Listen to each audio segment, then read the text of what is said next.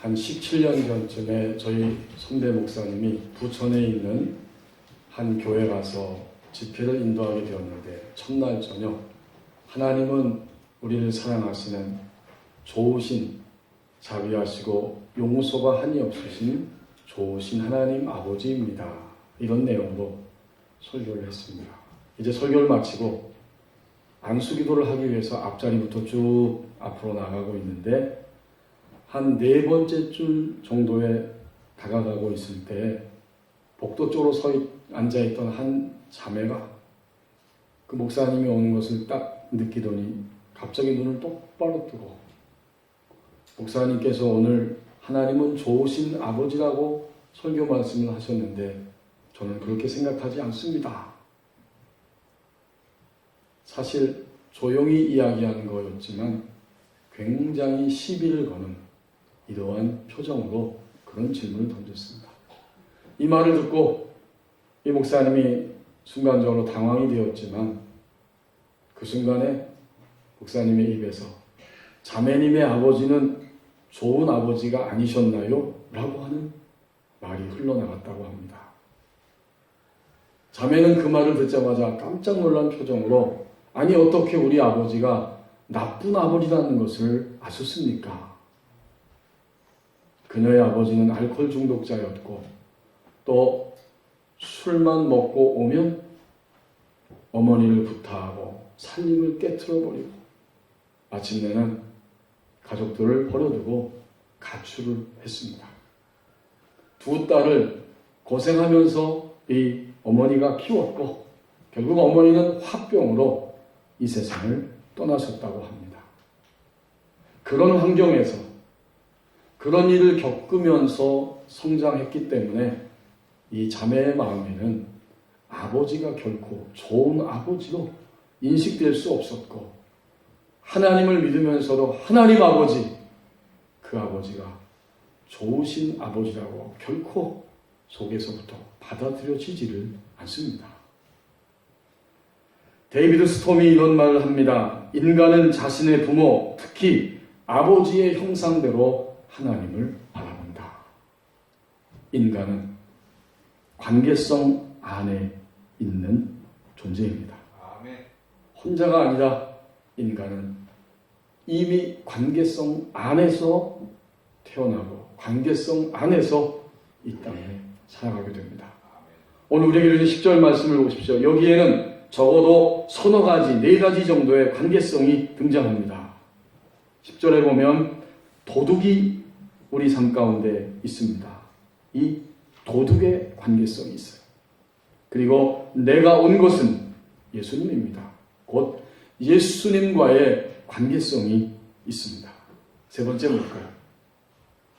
바로 예수님이 이 말씀을 선포하실 때에 예수님의 이 말을 듣고 있는 그 당시의 청중들, 유대인들, 그리고 요한 공동체의 교우들, 그들과의 관계성이 있고, 마지막 4번째는 2016년 오늘 첫 주일을 맞이해서 하나님 앞에 예배하면서 오늘 하나님이 우리에게 주신 이 본문 요한복음 10장 10절 말씀을 대하고 있는 우리의 관계성이 있습니다.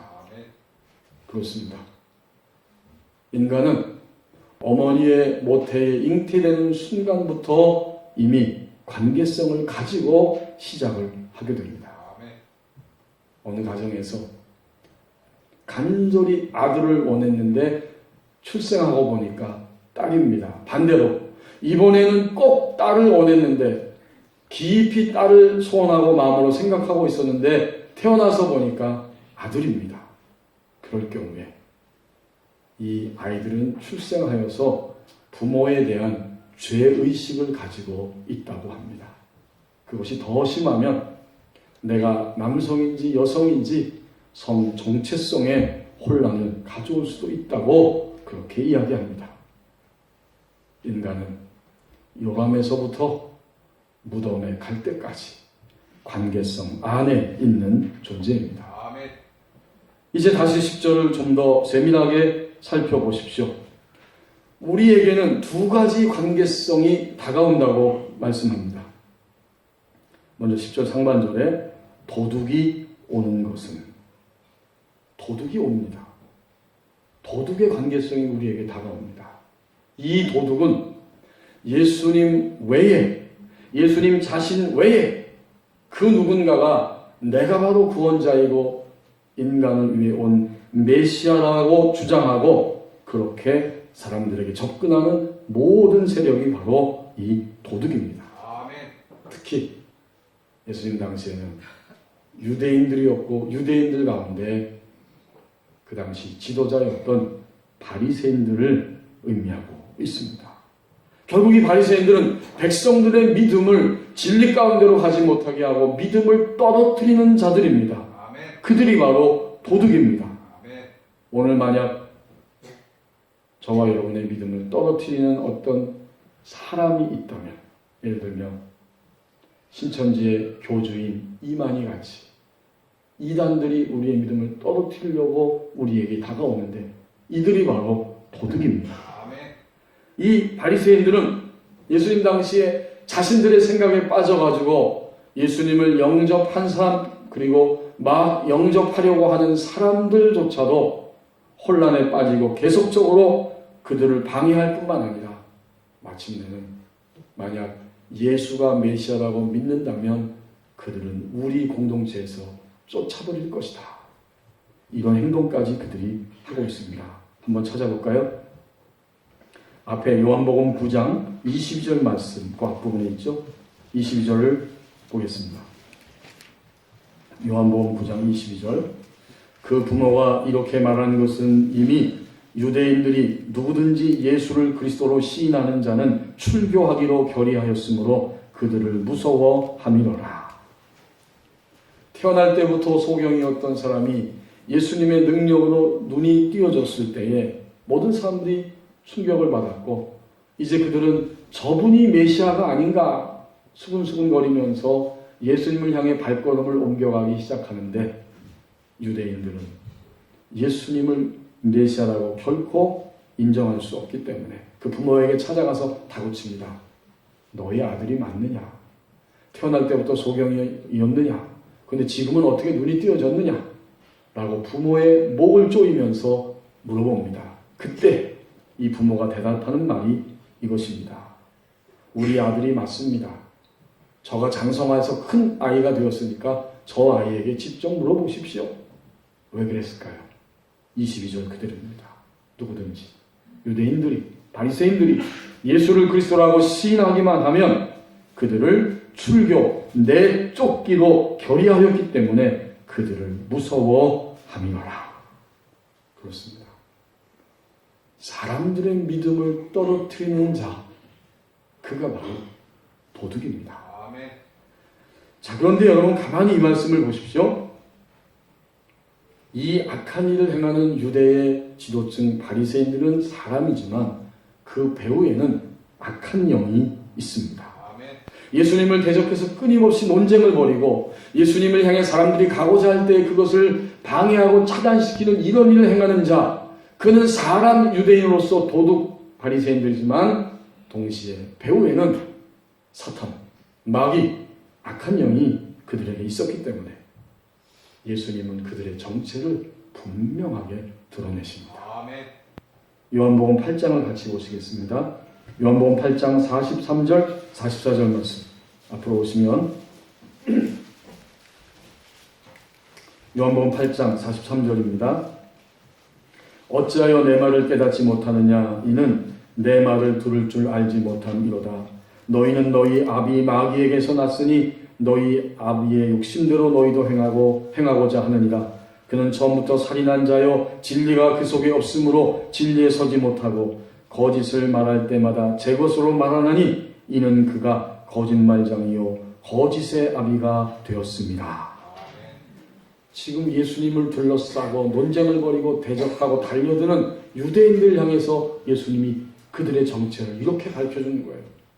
어찌하여 내 말을 알아듣지 못하느냐 하시면서 너희는 너희의 아비, 너희의 가장 우두머리 되는 마귀에게서 났다. 그래서 너희도 마귀의 욕심대로 행하고 살인을 행하고 진리를 행하지 아니하고 말할 때마다 거짓을 말하고 있다. 악한 영의 존재를 이렇게 말씀하십니다. 자, 여러분, 이제 우리는 도둑이 누구인가를 분명히 알 수 있습니다.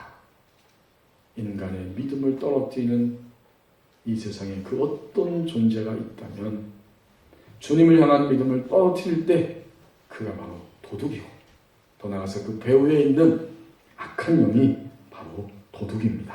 아멘. 이제 10절 말씀을 다시 한번 보십시오.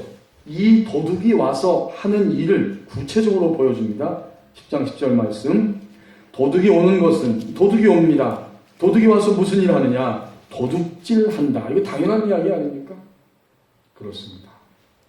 도둑은, 사람인 도둑과 악한 영인 도둑은 오늘 불신자를 포함해서 우리 그리스도인들에게 와서 도둑질합니다. 곧 인간의 마음과 육체를 훔치는 이런 일을 한다는 거죠. 이 도둑질이 바로 훔치는 겁니다. 어떻게 훔칩니까? 그들은 예수님을 신뢰하지 못하게 하고 예수님을 의심하게 하도록 그들의 마음을 자꾸 훔쳐냅니다. 그리고 때때로는 그들의 몸에 질병으로 공격하고 병을 주어서 그 병 때문에 힘들고 마음을 상하게 만듭니다. 결국 이래서 그들을 훔쳐내는 이 일을 도둑이 하고 있습니다. 악한 영은 사람이 죄를 지었을 때, 또 상처를 입었을 때, 어떤 커다란 재난, 예를 들면 대구 지하철 참사라든지 세월호 침몰 사건이라든지 그런 엄청난 재난이 왔을 때 그 두려움을 타고 인간에게 들어와서 그 속에 둥지를 틀고 앉아 있습니다. 그러면서 끊임없이 그 마음을 훔쳐냅니다. 무서움으로, 두려움으로 훔쳐내는 겁니다. 이렇게 도둑이 와서 하는 일들은 결국 인간의 몸과 마음을 도둑질한다, 훔쳐낸다 라고 말합니다. 두 번째는 뭘까요? 죽인다고 그랬습니다. 도둑질할 뿐만 아니라 죽이고, 죽이는 일. 도둑인 사람은 그의 언어와 행동과 폭력을 통해서 사람을 죽이는 일을 합니다. 그리고 이 악한 영은 결국 사람에게 와서 하나님의 생명의 자리에 가지 못하도록, 하나님 앞에 예배하는 자리에 가지 못하도록 끊임없이 방해를 해서 하나님의 생명에서 멀어지고 끊어지게 만드는 거예요. 이것이 바로 도둑이 와서 죽이는 일을 행한다는 말씀의 의미입니다. 제가 우리 교우들, 집사님들 통해서 그런 안타까운 이야기를 들을 때가 있었습니다. 교회 온다고 해도, 약속을 해도 이상하게 주일날이 되면 교회에 안 온답니다. 작년에, 벌써 한 해가 지났으니까 12월 마지막 날 낮에 제가 이 교회 앞을 왔다 갔다 하는데, 작년에 전반기까지인가 우리 교회 나왔던 이 동네에 사시는 어떤 분이 있습니다. 저 멀리서 제 얼굴을 보는 순간 골목으로 싹 피해서 숨더라고요. 저를 보면 부담스럽고 제가 교회 오라고 몇 번 권면했거든요. 다 골목으로 숨어요. 그래서 저는 금방 봤습니다. 아, 저분이 저렇게 숨는 것을 보니까 교회에 와야 된다고 하는 마음은 있는데 그 오지 못하도록 생명을 끊어내는 도둑에 의해서 저렇게 현재 죽음의 자리에 있구나.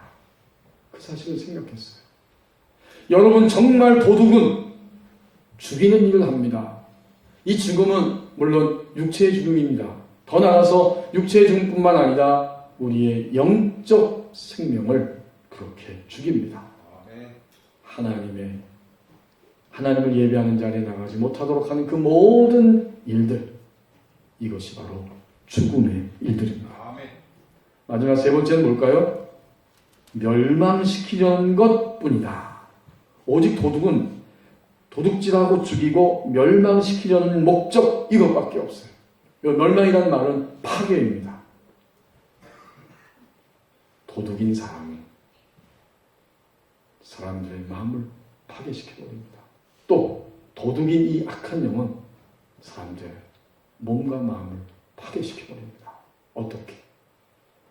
그들의 생각 속에 요한복음 13장 1절에 나오는 말씀처럼 사단이 가룟 유다에 예수를 팔 생각을 집어넣었다라고 하는 말씀처럼 결국 이들은 사람들 안에 끊임없이 생각을 통해서 사람들을 파괴시킵니다.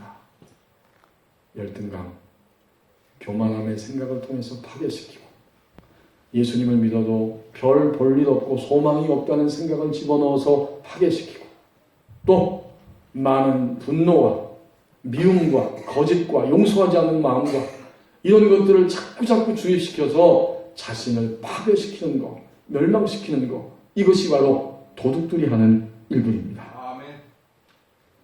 시기의 마음, 음란한 생각을 끊임없이 불어넣어주고 각종 중독에 시달려서 끌려가게 하는 이 파괴.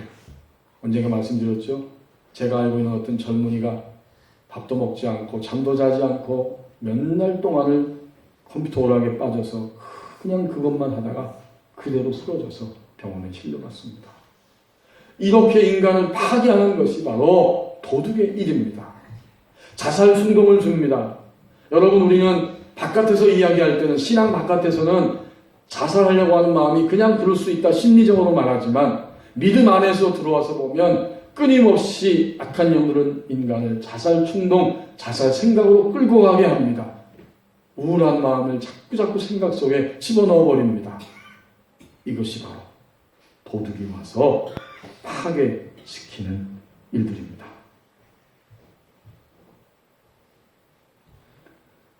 하나님께서 종종 일하시고자 할 때에 악한 영을 대면하는 그런 경험이 있습니다. 그 악한 영을 대면할 때 보면 정말 얼마나 어릴 때부터 성장기를 넘어서 지금까지도 사람을 오늘 예수님 말씀 그대로 훔쳐내고 또 그들을 파괴시키고 또 얼마나 그렇게 죽이고 있었는지를 생생하게 목도할 수 있습니다. 여러분, 그렇습니다. 오늘 도둑인 사람이 우리에게 오고 또 도둑인 악한 영이 우리에게 다가옵니다. 이것이 첫 번째 중요한 관계성입니다. 관계성이 오는 거예요. 자, 그 다음에 나머지 또 하나의 관계성은 뭘까요? 누가 다가오고 있습니까? 당연히 오늘 10절 중간 부분에 보면 내가 온 것은이라고 예수님이 말씀하십니다. 예수님이 바로 우리에게 계속해서 다가오십니다. 아멘. 결국 오늘 우리 그리스도인들은 우리는 도둑 그리고 예수님 이 두 가지의 관계성 안에서 우리 인생을 지금 살아가고 있습니다. 아멘. 2016년에도 이 두 가지 관계성이 우리에게 끊임없이 다가올 것입니다. 아멘. 이제 10절 하반절 말씀을 주목해 보십시오. 목장 모임은 예수님의 임재가 경험되는 것이라고 말씀합니다. 아멘. 내가 온 것은 양으로 생명을 얻게 하고. 아멘. 목장 모임은 예수님의 임재가 경험되는 것이라는 말씀이죠. 예수님이야말로 모든 인간의 목자가 되십니다. 아멘. 그리고 예수님을 믿는 모든 교회와 성도는 지금 어디에 있느냐? 목장 안에 있습니다. 아멘. 목장 안에 있는 거예요. 목장 안에 있는 양떼지요, 우리. 목장 안에 있는 우리 양떼들이 예수님을 중심으로 해서 함께 모여서 말씀과 삶을 나눌 때 그것이 바로 목장 모임이 되어집니다. 아멘. 우리가 만약 목장 모임을 갖는다면 모여서 기도하고 자신의 삶을 이야기하고 말씀을 통해서 은혜를 받은 것을, 실패한 것을, 또 성공한 것을, 응답받은 것을 나누며 교제하고 떡을 떼고 기도할 때 거기에 예수님이 찾아오십니다. 아멘. 도둑이 오는 것은 도둑질하고 죽이고 멸망시키려는 유일한 목적으로 다가오지만 오늘 분명히 말씀하시기를 내가 온 것은 양으로 생명을 얻게 하려고 다가오신다. 아멘. 어떤 사람도 예외 없이 예수님을 온 세상의 주권자여 나 개인의 인생의 구원자 되심을 고백하지 않는다면 그는 생명이 없는 사람입니다. 아멘. 몸은 돌아다니지만 그의 속사람은, 그의 영은 죽어 있기 때문에 생명이 없는 거예요. 예수님을 받아들이고 예수님 안에 들어올 때에 드디어 생명을 얻습니다. 그리고 그런 사람들이 모여서 주님을 바라보고 삶을 나눌 때 이미 주님은 언제나 우리 곁에 계셨지만 특별히 그 자리에 친히 찾아오십니다. 이제 2016년 우리 교회에 주신 목표와 그 실천 목표가 있습니다. 목장 모임을 풍성케. 우리가 주님의 백성이 될 때 우리는 이미 공동체 안에 들어와요. 혼자가 아닙니다. 하나님만이 아시는 이 우주적인 구원받은 백성들의 공동체, 교회가 있고 법원리 교회와 같은 지역교회가 있고 그 안으로 우리는 이미 들어옵니다. 주일날이 되면 초대교회와 같이 주님의 부활하심을 감격스러워하면서 주일날 모입니다. 그래서 주일은 큰 그룹이 모두가 함께 모이는 대그룹의 모임이요 예배입니다. 그날은 주님이 부활하신 날이기 때문에 이 초대교회는 주님의 부활을 감격스럽게 기념하며 함께 모여 영광을 돌렸고 주중에는 각 가정에 흩어져서 또 서로서로의 생활 속에서 나타나신 주님, 실패한 이야기, 성공한 이야기, 은혜된 이야기, 주님께 응답받은 이야기, 이런 것들을 통해서 말씀 안에서 삶을 나누었습니다. 그것이 교회의 본질이에요. 작년에 여러분 배우신 것처럼 결국 교회는 새가 두 날개로 날아가듯이 주일날 부활의 감격을 안고 모이는 대그룹의 예배와 주중에 또는 주일 오후에 각 목장의 사정과 형편에 맞춰서 그 시간에 모여서 함께 서로의 삶을 말씀을 통해서 나누는 소그룹의 날개, 이 목장 모임을 통해서 교회는 새가 공중으로 날아가듯이 아름답게 비상할 수 있습니다. 이게 교회의 본질이에요. 이상한 것이 아닙니다. 어느 것 하나 균형이 깨지면 안 되는 것입니다. 날개가 부러진 새는 날아갈 수 없는 것처럼 주일날 부활의 감격을 안고 드리는 축제의 대예배 모임, 그리고 주중에 하나님이 함께 하시는 그 소그룹의 목장의 모임, 이것을 통해서 우리는 예수님이 임재하시는 것을 끊임없이 경험합니다. 그런 거로 목장에 참여해야 하고 목장 안에서 서로서로 계속해서 성숙될 수 있어야 됩니다. 이제 여러분 매주일 지나면 아침마다 예배 마치고 지난주 말씀, 오늘의 말씀이죠. 오늘 선포된 말씀이 잘 요약되어서 나갑니다.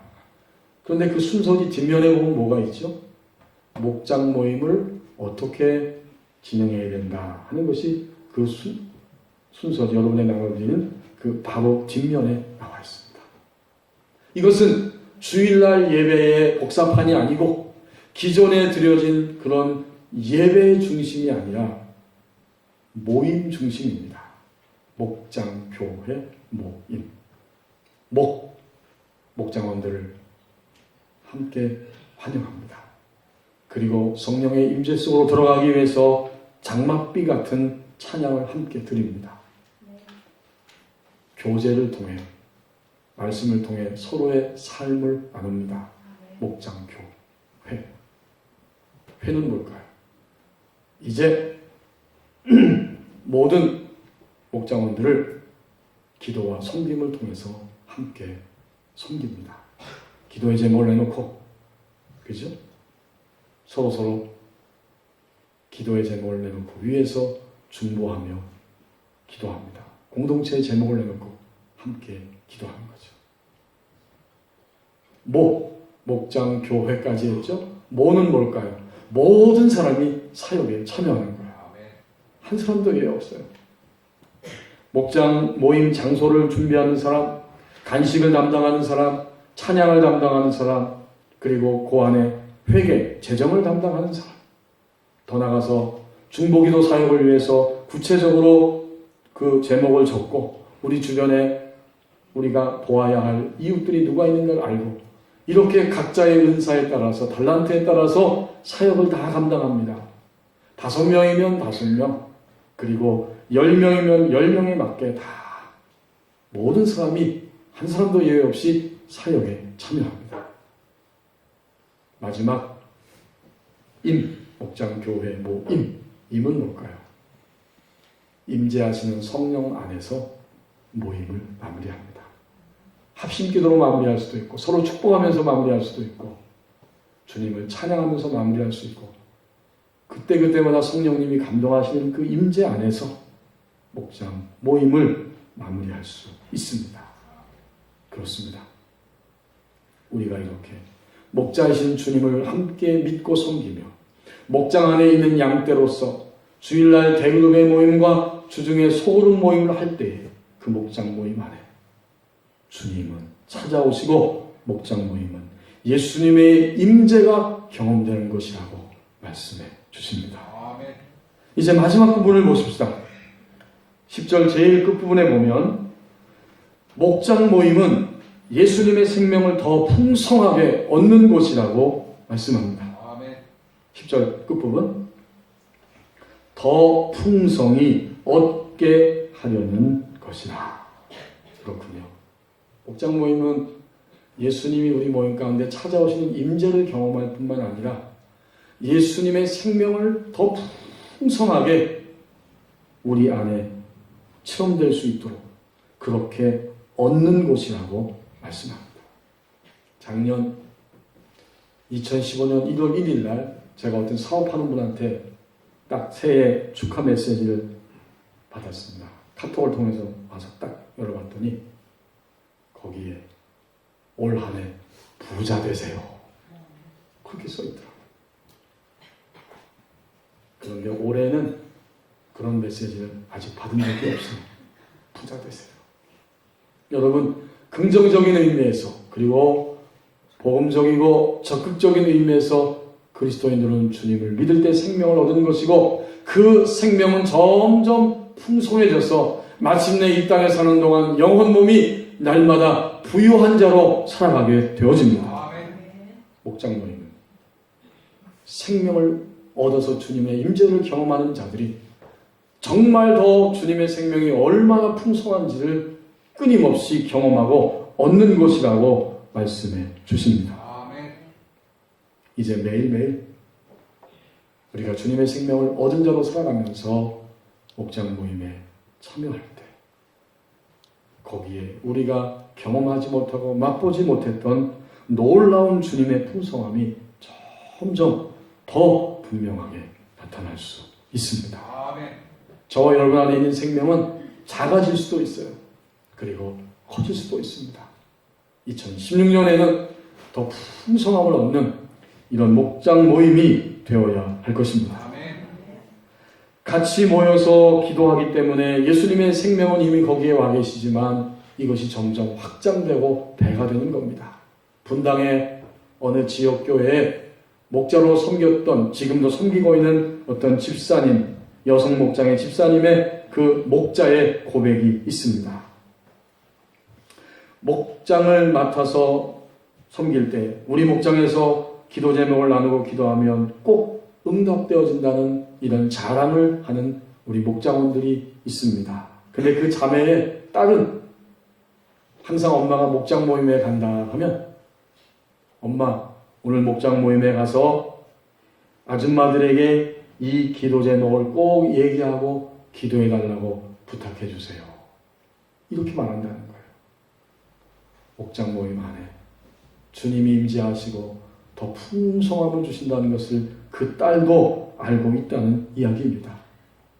또 한 자매는 남편이 이제 대학 강사가 됐는데 강의 요청이 좀 생겼으면 좋겠어요 라고 기도 제목을 내놓았는데 2주일 만에 하나님이 응답해 주셨어요. 강의 요청이 두세 건씩 계속해서 들어오기 때문에 이제는 강의뿐만 아니라 강의를 잘할 수 있는 건강을 달라는 기도 제목을 내놓았다고 이야기합니다. 본인이 더 많이 기도하시지만 이 권사님은 늘 목자에게 와서 기도 제목을 부탁하시면서 목자님 이것도 좀 기도해 주세요라고 해맑게 웃으신다고 간증합니다. 또 어떤 목장원들 가운데는 아버님이 일을 하시는데 문중에서 돈이 빨리 나와야 되는데 돈이 돌지 않아서 아버님이 그것 때문에 염려하다가 막 몸이 아프시다는 거예요. 건강을 해치실까봐 그 기도의 제목을 내놓았는데 일주일 만에 문중에서 돈이 나왔답니다. 그래서 기뻐하면서 제가 한턱 쏘겠습니다. 이렇게 이야기했다는 거예요. 그러면서 이 목자는 이렇게 간증합니다. 오늘도 우리 종려나무 목장 식구들은 서로의 눈을 바라보고 마음으로 축복하며 솔직하고 허물없는 기도의 제목을 나누고 있습니다. 하나님께서 목장 안에서 기도의 제목을 놓고 기도할 때에 응답해 주시는 분이라는 사실을 우리는 분명히 확신하고 있기 때문입니다. 목장 기도 시간, 서로를 위하여 눈물로 기도하는 것이 얼마나 귀한 것인지, 하나님이 그것을 얼마나 기뻐하시는지 우리는 깨달을 수 있었습니다. 우리 목장은 목장 식구들의 기도를 통해서 서로를 세워갑니다. 그리고 이렇게 말합니다. 두세 사람이 내 이름으로 모인 곳에는 나도 그들 중에 있느니라. 주님의 그 말씀을 그렇게 담대하게 선포합니다. 우리 법원이 교회는 어떨까요? 작년 15년 우리 장로님 기도하신 대로 목장 모임을 통해서 우리가 함께 달려왔고 우리 집사님들의 간증을 종종 들어보면 하나님이 남편과 자녀와 또 생활 모든 곳에서 응답하셨음을 분명히 간증하고 있습니다. 목장 모임은 이미 그것 자체가 교회이기 때문에 주님이 거기 찾아오시고 하나님이 모든 사람들의 삶을 풍성하게 하고 더 얻게 하시기 위해서 응답해 주십니다. 이제 우리는 예수님을 믿는 순간 이미 혼자가 아니고 이 우주적 교회 안에 그리고 각 나라에 있는 지역 교회 안에 속한 목장 안에 있는 사람들이 되었습니다. 인간은 관계성 안에 있는 존재입니다. 우리에게 그리스도인들에게 두 가지 관계성이 항상 다가옵니다. 도둑이 다가오고 예수님이 다가오십니다. 이제 이 목장 모임은 예수님의 임재를 경험하는 곳이라고 말씀합니다. 목장 모임을 통해서 예수님의 생명을 더 풍성하게 얻을 수 있는 곳이라고 말씀해 주십니다. 2016년 우리 모두가 다 목장을 풍성케 하는 그 축복의 삶으로 나아가라고 말씀해 주십니다.